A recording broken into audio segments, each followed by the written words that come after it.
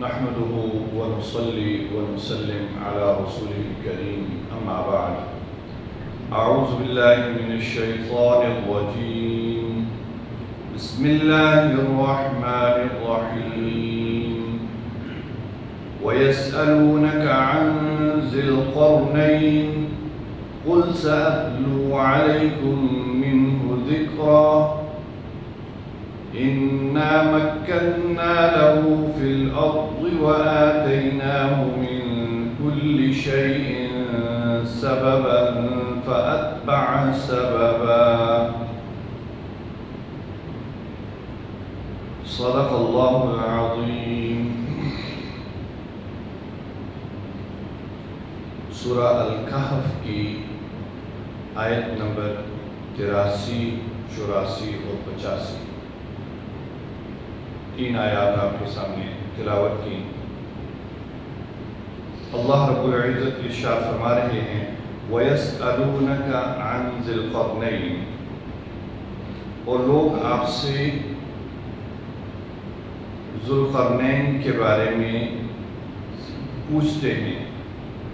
قُلْ سَأَتْلُو عَلَيْكُمْ مِنْهُ ذِكْرًا، آپ کہہ دیجئے کہ میں ابھی تمہیں ان کا حال سناتا ہوں. اِنَّا مَكَّنَّا لَهُ فِي الْأَرْضِ، بے شک ہم نے ان کو زمین میں حکومت اقتدار عطا کیا. وَآتَيْنَاهُ مِن كُلِّ شَيْءٍ سَبَبًا، اور ہر قسم کے اسباب و وسائل بھی عطا کیے. فَأَتْبَعَ سَبَبًا، چنانچہ ان اسباب کے ذریعے سے انہوں نے ایک سفر کو اختیار کیا.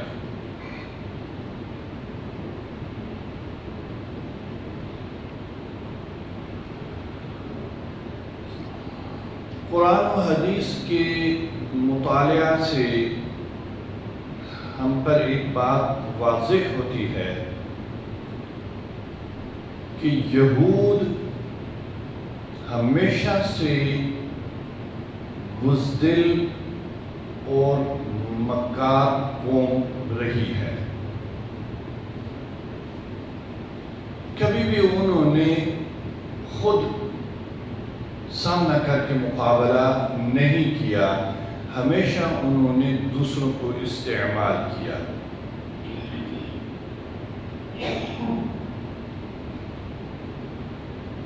جب نبی کریم صلی اللہ علیہ وسلم مکہ مکرمہ میں تھے تب بھی یہ کفار مکہ کے مقابلے میں کمزور تھے، تو یہ انہیں استعمال کرتے تھے، کفار مکہ کو استعمال کرتے. اور جب ہجرت کر کے مدینہ منورہ آپ صلی اللہ علیہ وسلم تشریف لائے تو مدینہ منورہ میں بھی ان کا یہی طریقہ رہا کہ ایک تو جو کفار مکہ تھے ان کو بھڑکاتے رہے مسلمانوں کے خلاف، دوسرا منافقت کا کردار انہوں نے اختیار کیا خود بھی، اور جو دوسرے منافقین تھے ان کو بھی سپورٹ کرتے رہے، اور ہمیشہ دین اسلام کے خلاف یہ سازش کرتے رہے. چنانچہ کوئی موقع یہ ایسا نہیں جانے دیتے تھے کہ جس سے اسلام اور مسلمانوں کو نقصان پہنچ سکتا ہو. نبی کریم صلی اللہ علیہ وسلم کی اعلان نبوت سے پہلے یہ آپ صلی اللہ علیہ وسلم کا انتظار کر رہے تھے کہ آپ صلی اللہ علیہ وسلم جب تشریف لائیں گے تو ان کے ساتھ ان کی قیادت میں یہ اپنے دشمنوں سے بدلہ لیں گے. اور جب آپ صلی اللہ علیہ وسلم کی بعثت ہوئی اور آپ صلی اللہ علیہ وسلم نے نبوت کا اعلان کیا تو یہ آپ صلی اللہ علیہ وسلم کے مخالف بن گئے، اور آپ صلی اللہ علیہ وسلم کو نعوذ باللہ جھوٹا قرار دینے کے لیے جتنی بھی کوششیں ہو سکتی تھی ان میں یہ پیش دیتے۔ چنانچہ طرح طرح کے سوالات آپ صلی اللہ علیہ وسلم سے کیے جاتے، آپ صلی اللہ علیہ وسلم کو آزمانے کے لیے، آپ صلی اللہ علیہ وسلم تاکہ آپ صلی اللہ علیہ وسلم جواب نہ دے سکیں تو ان کو یہ کہنے کا موقع مل جائے کہ نعوذ باللہ آپ صلی اللہ علیہ وسلم جھوٹی نبوت کا دعویٰ کر رہے ہیں۔ چنانچہ مختلف انہوں نے سوال کیے، قرآن مجید میں جتنے بھی سوالات ہیں وہ تمام کے تمام سوالات یہود کی طرف سے کرائے گئے،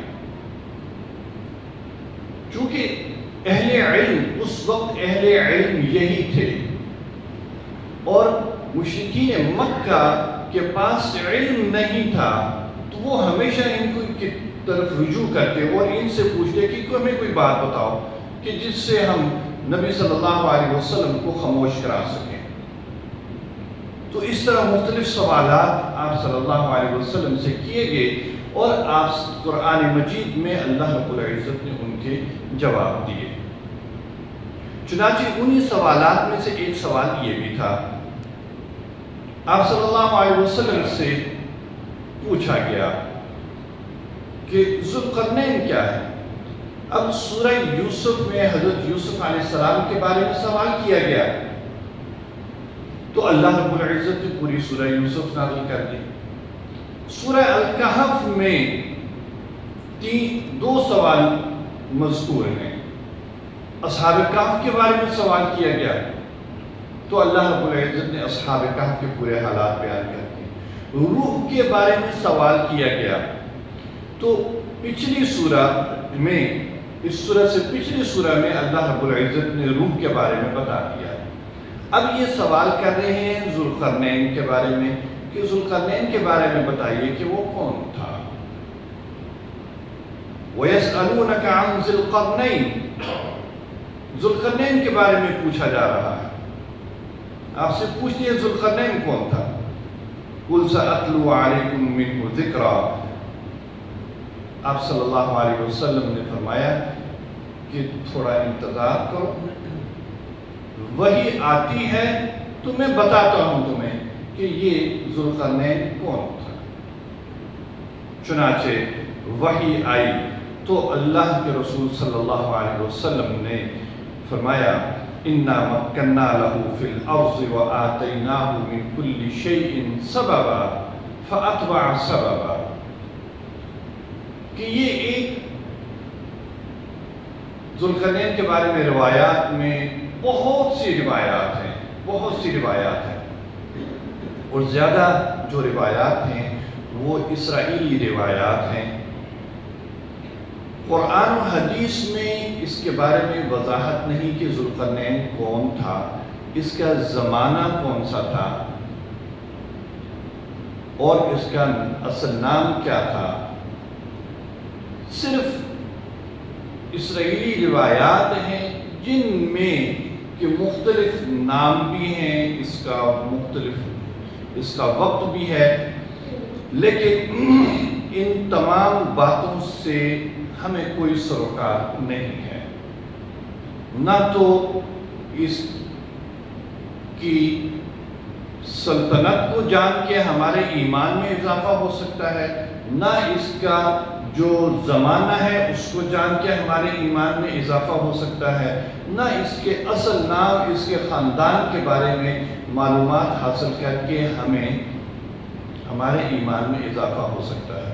ان چیزوں کی ہمیں ضرورت نہیں، جتنا قرآن نے بتایا اور جو قرآن بتا رہا ہے، سمجھا رہا ہے، ہم نے وہ سمجھنا ہے۔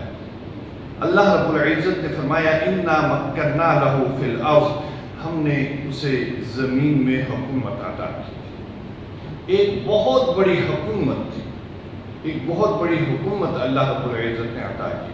وَآتَيْنَاهُ مِنْ كُلِّ شَيْءٍ سَبَبًا، اور ہر قسم کے وسائل اللہ رب العزت نے انہیں عطا کیے۔ روایات میں یہ بات آتی ہے کہ یہ ایک نیک صالح مومن بادشاہ تھا، عادل بادشاہ تھا، ظالم نہیں تھا، عادل بادشاہ تھا، اور اللہ رب العزت نے اس کو قوت اور اس کو حکمت اور اس کو علم عطا کیا تھا، اور اس کی وجہ سے اس نے اگلی آیات میں اللہ رب العزت فرما رہے ہیں کہ مشرق سے مغرب تک اس نے سفر کیا اور دنیا کے ایک کونے سے دوسرے کونے تک اس نے اپنی حکومت قائم کی۔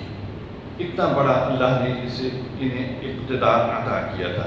تو اللہ رب العزت نے فرمایا کہ اِنَّا مَكَّنَّا لَهُ فِي الْأَرْضِ وَآتَيْنَاهُ مِن كُلِّ شَيْءٍ سَبَبًا، ہر قسم کے وسائل انہیں دیے، جن وسائل کو اختیار کر کے انہوں نے اپنے اقتدار کو قائم رکھا۔ وَآتَيْنَا فَأَتْبَعَ سَبَبًا، اور انہی وسائل کے ذریعے سے ایک مرتبہ وہ ایک سفر پہ نکلے، ایک سفر پہ نکلے، اور وہ سفر ان کی فتوحات کا سفر تھا۔ چنانچہ آگے اللہ رب العزت اس سفر کی مزید تفصیل بیان فرمائیں گے۔ اللہ تعالی ہمیں قرآن مجید میں تدبر کی